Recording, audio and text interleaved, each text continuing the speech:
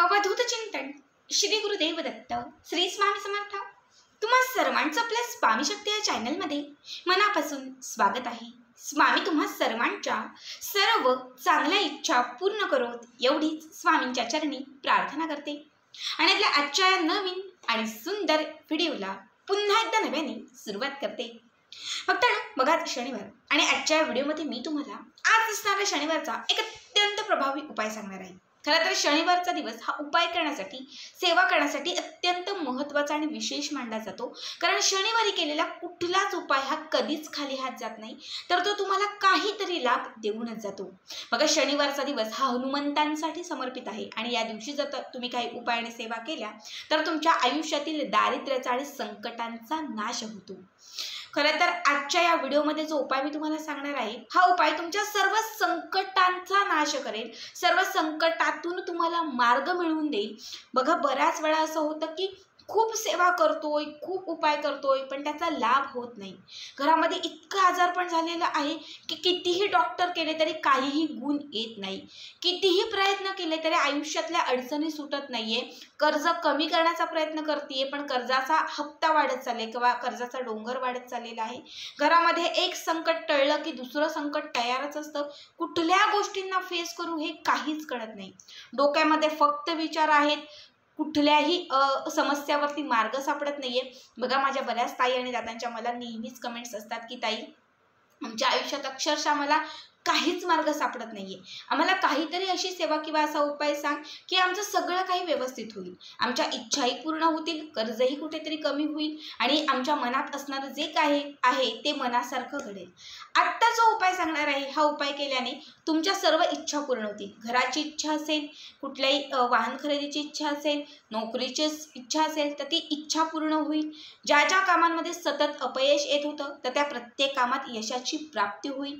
अडलेली जी काही कामं असतील म्हणजे सतत कामांमध्ये काही अडथळे येत होते ते अडथळे दूर होऊन तुमची जी कामं आहेत ती कामे मार्गी लागतील। घरात कुठलीही बाधा वास करत असेल, काही वाईट शक्ती तुम्हाला त्रास देत असेल तर त्या वाईट शक्तीतून तुम्हाला मुक्तता मिळेल। घराची बांध कुणी घातलेली असेल किंवा जर तुमची लक्ष्मी कुणी बांधलेली असेल तर या उपायाने तुमची लक्ष्मीही खुली होईल आणि तुमच्या घराची बांधही खुली होईल। घरातील आजारपण जिथे संपतच नव्हतं, काही केलं डॉक्टरचं म्हणजे कमीच होत नव्हतं, रोज हा डॉक्टर करू की कुठला डॉक्टर करू, रिपोर्ट सगळे नॉर्मल येतात पण फरक काही येत नाही, कुठल्याच औषधांचा गुण येत नाही, हा उपाय केल्यानंतर तुमचे सगळे आजारपण जे आहे ते दूर होतील, आजारातूनही तुम्हाला मुक्तता मिळेल। बघा उपाय अत्यंत महत्त्वाचा आहे जो शनिवारच्या दिवशी करायचा आहे। उपाय पिंपळाच्या पानाचा आहे त्यामुळे अत्यंत प्रभावी आहे। आता काय उपाय आहे, कसा करायचा आहे हे सगळं काही मी तुम्हाला पुढे सांगणार आहे। फक्त त्यासाठी आपला आजचा हा व्हिडिओ स्किप न करता शेवटपर्यंत बघा आणि जे आपल्या चॅनलवरती नवीन असतील त्यांनी लगेचच आपल्या चॅनलला सबस्क्राईब करा, कारण तुम्ही आपल्या चॅनल सबस्क्राईब केल्यामुळे मी पुढचे जे काही व्हिडिओ बनवेन ते सर्वात आधी तुम्हा सर्वांपर्यंत पोहोचतील। बघा हा उपाय शनिवारी किंवा मंगळवारी दोघांपैकी कुठल्याही वारी तुम्ही केलात तरीही चालेल।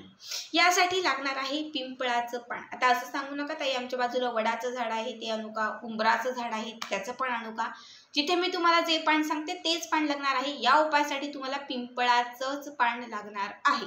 घराच्या आजूबाजूला कुठेही शोधा, आदल्या दिवशी म्हणजे आज उपाय करायचा तर शुक्रवारच्या दिवशी आणून ठेवलं तरीही चालेल, ठीक आहे। एक पिंपळाचं पान तुम्हाला आणायचं आहे।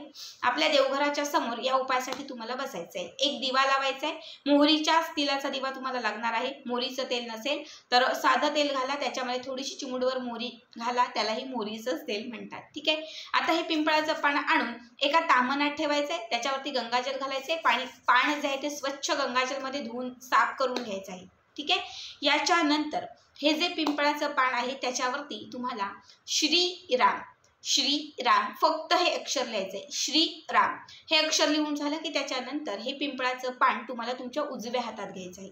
बघा आता कशाने लिहायचं तर तुम्ही अष्टगंधानेही लिहू शकतात, चंदनानेही लिहू शकतात, फक्त हळदीने किंवा फक्त कुंकवाने लिहू शकतात। या चारही गोष्टी हळद, कुंकू, चंदन, अष्टगंध या चारही गोष्टी मिक्स करून जरी लिहिल्यात तरीही चालेल। बोटाने लिहा, मोरपंखाच्या काडीने लिहा किंवा आंब्याच्या काडीने लिहिल्यात तरीही चालेल। श्रीराम हे तुम्हाला लिहायचं आहे। त्यानंतर हे पान तुम्हाला उजव्या हातामध्ये घ्यायचं आहे आणि त्यानंतर तुम्हाला 7 वेळा हनुमान चाळीसेचं पठण करायचं आहे। किती?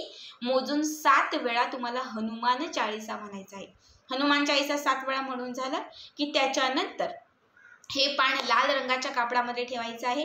एका लाल रंगाचा छोटासा असं कापडाचा तुकडा घ्या आणि त्याच्यामध्ये हे पान ठेवा, असं त्याच्यामध्ये गुंडाळा आणि हे घेऊन कुठल्याही हनुमानाच्या मंदिरात जायचं। तिथे गेल्यानंतर अभिमंत्रित केलेलं श्रीराम लिहिलेलं हे पान जे आहे ते लाल रंगाच्या कापडातून काढायचं आणि हनुमंतांच्या चरणांच्या जवळ ठेवायचं। इच्छित मनोकामना पूर्ण होण्यासाठी प्रार्थना करायची आणि घरी निघून यायचं। असं सलग कंटिन्यू 11 दिवस करायचं। किती? 11 दिवस। खरा उपाय 11व्या दिवशी आहे। 11 दिवस पूर्ण झाले की त्यानंतर जो 11वा दिवस असेल त्या दिवशी पुन्हा सेम याच पद्धतीने पान आणायचं, स्वच्छ धुवून साफ करून घ्यायचं, श्रीराम हे लिहायचं, अभिमंत्रित करायचं हनुमान चालीसा म्हणून। त्यानंतर हे पान हनुमंतांच्या मंदिरामध्ये घेऊन जायचं। तिथे गेल्यानंतर काय करायचं बघा, खरा उपाय आता आहे। 11व्या दिवशी हे पान जेव्हा हनुमंतांच्या मंदिरामध्ये घेऊन जाल तेव्हा हनुमंतांच्या चरणांच्या जवळ हे पान अर्पण करायचं आणि त्यांच्या हनुमंतांना लावलेलं जे शेंदूर असतं त्या शेंदुराचं थोडंसं, अगदी शेंदूर थोडंसं या बोटाला घ्यायचं आणि त्याचे 3 टिपके तुम्हाला त्या पानावरती द्यायचे। 3 डॉट जे असतात ते 3 डॉट तुम्हाला त्या पानावरती टाकायचे आहेत। म्हणजे ते पान आहे मी अभिमंत्रित करून घेऊन गेलेले आहे, हनुमंतांच्या चरणांच्या जवळ अर्पण करायचे आणि त्यांचाच शेंदूर काढायचा आणि त्याचे 3 डॉट या पानावरती लावायचे। ठीक आहे, लावल्यानंतर हे त्यांच्या चरणांच्या जवळ ठेवलेलं जे पान आहे हे पान तुम्हाला उचलायचं आहे आणि ते पान तुम्हाला घरी घेऊन यायचं आहे। आपल्यासोबत आपल्या घरी घेऊन यायचं आणि हे पान तुम्हाला तुमच्या सोबत ठेवायचं आहे। तुमची बॅग असेल, लॅपटॉपची बॅग असेल त्याच्यामध्ये ठेवा, ऑफिससाठी बाहेर जात असेल ऑफिसची जी महत्त्वाची बॅग असेल त्याच्यामध्ये ठेवा, तुम्ही पॉकेटमध्ये ठेवलात तरीही चालेल, महिलांनी पर्समध्ये ठेवलात तरीही चालेल। जी महत्त्वाची जागा आहे, तुमचा व्यवसायाचा गल्ला असेल त्याच्यामध्ये, जिथे तुम्हाला गरज वाटत आहे त्या ठिकाणी तुम्हाला हे पान ठेवून द्यायचं आहे। बघा, या उपायाने असंख्य पटीने तुम्हाला लाभ होईल, आयुष्यातील सगळ्या संकटांचा नाश होईल, विघ्न, संकट, रोग, बाधा या सर्वातून मुक्तता होईल। जेव्हा तुम्हाला असं कधी वाटलं 2-3 महिन्यांनी की आता या पाण्याचा रिझल्ट काहीतरी कमी होतंय, पुन्हा पहिल्यासारखं काहीतरी घडायला लागलंय, आता पुन्हा डिप्रेशन आलंय, पुन्हा मार्ग सुचत नाही, तर त्यावेळेस काय करायचं, हे पान जे आहे ते वाहत्या पाण्यामध्ये प्रवाहित करायचं, वाहत्या पाण्यात सोडून द्यायचं आणि सांगितल्या पद्धतीने पुन्हा जो शनिवार किंवा मंगळवार येईल त्या मंगळवारी किंवा शनिवारी पुन्हा 11 दिवस सलग हे पिंपळाचं पान घेऊन याच पद्धतीने हा उपाय करायचा। बघा, असंख्य पटीने तुम्हाला या उपायाचा लाभ होईल, तुमच्या आयुष्यातील सर्व इच्छाही पूर्ण होतील आणि तुम्हाला जे काही हवं आहे तेही मिळेल, संकटांचाही नाश होईल, दारिद्र्यही संपत जाईल, घरातील गरिबीही कुठेतरी कमी होत जाईल आणि सर्व तुमच्या मनासारखं घडत जाईल। अत्यंत साधा आणि सोपा उपाय आहे।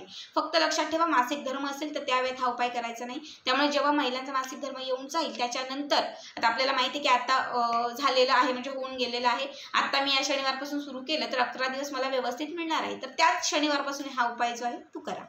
आजचा हा व्हिडिओ कसा वाटला कमेंट करा आणि पुढचे व्हिडिओ पाहण्यासाठी चॅनलला सबस्क्राईब करा। श्री स्वामी समर्थ, जय जय स्वामी समर्थ।